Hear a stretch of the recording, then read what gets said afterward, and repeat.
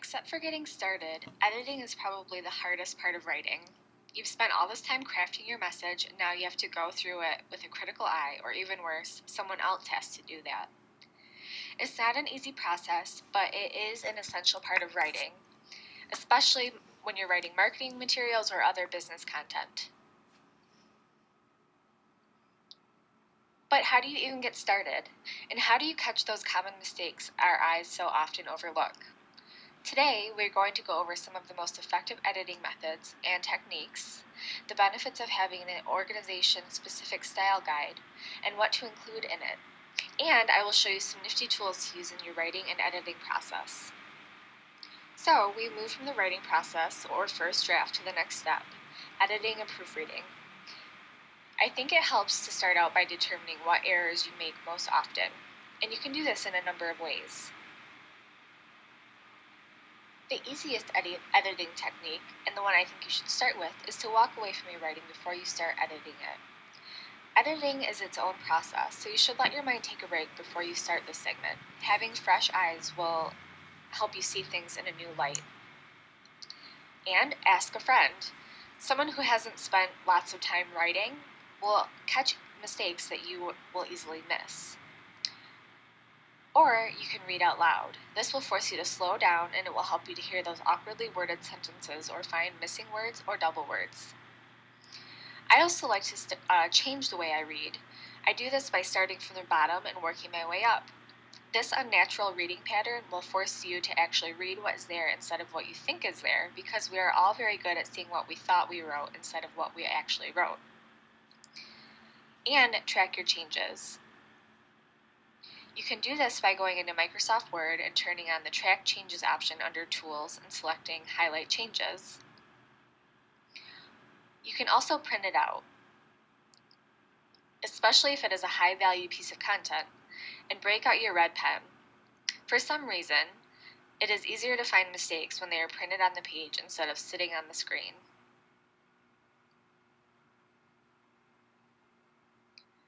But what are we even looking for in the editing process? Things like spelling can be tricky because a word might not be spelled incorrectly, but it might not be the word you intended to use, like writing loose instead of lose. You cannot always rely on your computer's spell check. It will not get everything, especially words and homonyms like your, to, and there, or words that are spelled slightly differently, like I said, loose and lose. And here are some other things to look for. Some people like to have a set process and go down the list and check for things in a certain order. I start with comma splices. Look at the sentences that have commas and check to see if there are two main clauses. If there are, they should be connected with a comma and a conjunction like and, but, for, oh, sore, or yet. Another option is to take out the comma and insert a semicolon instead. You also want to check your writing carefully for subject-verb agreement. Go through and find the subject of each sentence, and then find the verb that goes with the subject. The subject and verb should match in number, meaning that if the subject is plural, the verb should be as well, and vice versa. You should also check your writing carefully for sentence fragments and run-on sentences. To avoid sentence fragments, make sure each sentence has a subject and a complete verb. For run-on sentences, check to see if your sentences can contain more than one independent clause. If there is more than one independent clause, check to make sure the clauses are separated by the appropriate punctuation. Or decide if you can break the sentence into two or more separate sentences instead of including punctuation to separate the clauses. And, just like checking for subject-verb agreement, you want to check to see if you have consistent construction and tense used throughout your writing. Just like this example. Incorrect would be to say, you love to write and you wrote every day. Notice how the shifts in tense appear. A correct way to say this would be, you love to write and you write every day. I believe that checking for fragment sentences, run-on sentences, comma splices, subject-verb agreement, and shifts in tense and construction are the main things to check for when you're editing for style. These will help your reader flow through your writing, and it will help you get to the point faster. Now that we've talked about style and readability, we'll have to talk about the technical stuff. I'm going to focus only on a few key things: commas, dashes, and a couple of others. First, the easy stuff. Apostrophes can be tricky little buggers. Take this example. The cat's out of the bag, the cat's feet are out of the bag, and all the cats are out of the bag. You can see how the apostrophe can change everything. Skim your paper, stopping only at the words that end in S. If the S is used to indicate possession, then there should be an apostrophe. Then look for any contractions, such as your for you are, it's for it is, or anything like there for they are. Each of these should include an apostrophe. And remember that apostrophes are not used to make words plural. They indicate possession. So if you're trying to indicate that a word is plural, add an S, not an apostrophe. Now on to commas. There are about a million rules for comma use. Well, we'll start with some of the basics. Commas usually indicate a brief pause or a separate item in a group or series. Use commas to separate words and groups of words in a simple series of 3 or more. And use a comma to separate two adjectives when the adjectives are interchangeable. For example, you wouldn't use a comma between light and blue if you're saying the light blue shirt, or between heavy and duty. You would use a comma if the sentence makes sense if you reverse the order of the adjectives. In sentences where two independent clauses are joined by connectors such as and, or, but, put a comma at the end of the first clause, and use a comma after certain words that introduce a sentence, such as well, yes, why, hello, or hey. You should also use commas to set off expressions that interrupt the sentence flow, such as in this example. Commas are often misused by putting them or not putting them around a description. If someone or something is identified in a sentence, the description after that identification is considered non-essential and it should be surrounded by commas. You should also include commas in dates, separating the day of the month from the year, and putting one after the year as well. And you should use commas to set off the name or a nickname of a person directly addressed. Semicolons and colons are not interchangeable. Semicolons go between two independent clauses, replacing the words and, but, nor, or yet, such as the forest was beautiful, semicolon, birds were singing in the trees.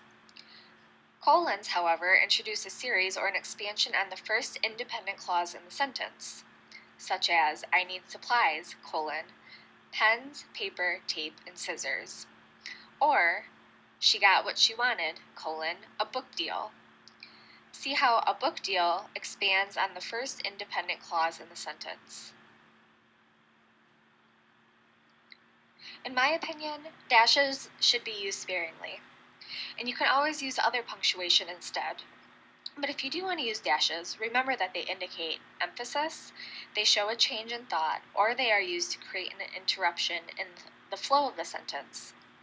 And the words inside dashes, like these words here, are typically not essential to the sentence.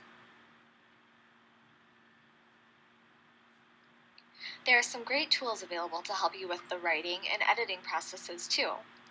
Google Docs is a great one, especially if you are asking people outside of your office to do some proofreading for you. You can even collaborate in real time. Dictionary websites are great to double check your word choices. I even have the dictionary.com app on my phone. And if you are a person who feels like they communicate better verbally, try out voice-to-text software, such as voice recognition in Microsoft, or Dictation, an online speech recognition software that works with Google Chrome. Another plus about this is that voice-to-text software helps minimize spelling and capitalization errors.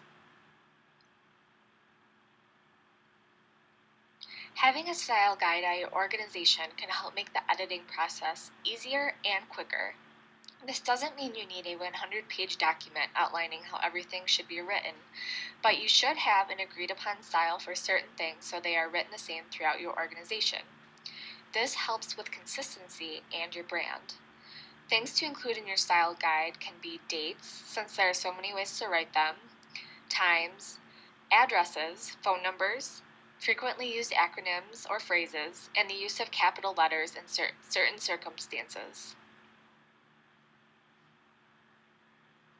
So, you should have a process in place for editing and proofreading, and this means having steps to read for understanding and for technical grammar and spelling errors.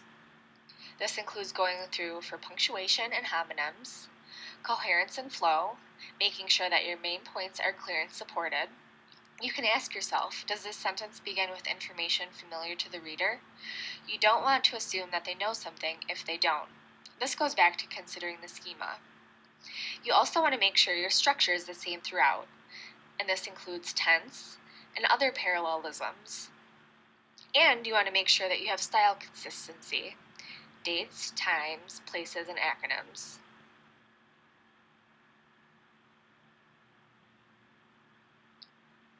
And no matter if it's technical stuff or coherence and clarity, it's easier to spot mistakes in writing that isn't our own. Remember, mistakes are bound to happen. There is a mistake in the novel you're reading and on your favorite website. Mistakes happen. Of course, some mistakes can make us feel silly or even look silly. I make mistakes, even after years of journalism school nightmares and AP style editors drilling things into my brain. The important thing is that we practice and we aim to be accurate and consistent.